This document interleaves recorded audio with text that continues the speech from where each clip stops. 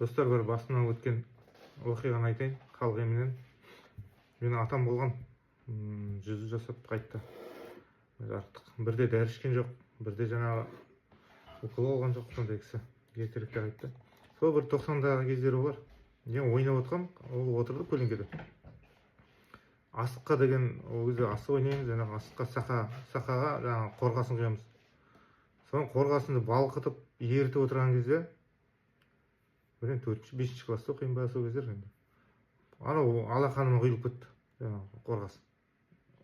Тайып кетті. Ойбай, шыңғырдым ғой бақырып. Енді алақанға қорғасын құйылып кеткесін оңай емес қой. Соң атам тұрды да мені қолымнан ұстап, жаңағы галиция деген болады ғой, қолғап, ондай. Мамамның жаңағы қолғабы бар. Оттан нан алады, жаңағы көсеу ұстайтын. Сол қолғаптың ішіне айранды толтырды да, мені ұстап тұрып. Ана қолыма кигізді, байлап тастады. Ана ауру деген, анау шыңғырып, біз ауылда тұрамыз, өзіне медпункт деген жоқ, больница деген. Сразу бірден нестеді, басылды қатты ауырған. Содан кешке бір шешті де қайттан толтырып, айранды қайттан кигізіп қойды. Ертең күні нормально өтті жайлап. Содан анам қазын майын жақтайды деп сонымен жазылып кетті. Қазір алақанда ізі жоқ оның. Екінші бір ем, тоже 5-6 оқитын кез, жауырыныма көз жара шықты. Көз жарама шиқан ба, ол кезде сибирский язва деген ауру болған екен. Анам айтам ғой, неге больницаға апармын деп. Сибирский язва деп қателесіп кететін болса, даже укол салып өлтіріп тастайды адамды. Түйнеме дейді қазақша.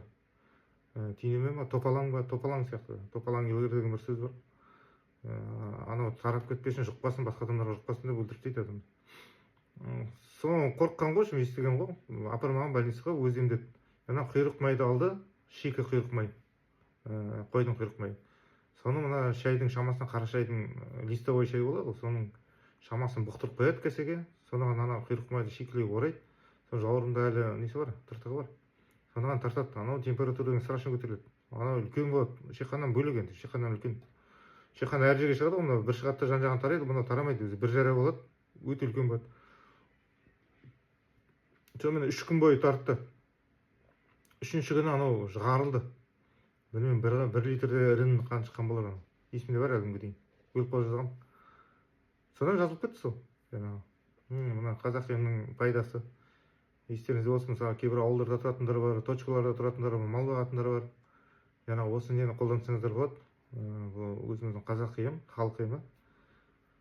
Сол басына өткен нәрсені айтып отырмын.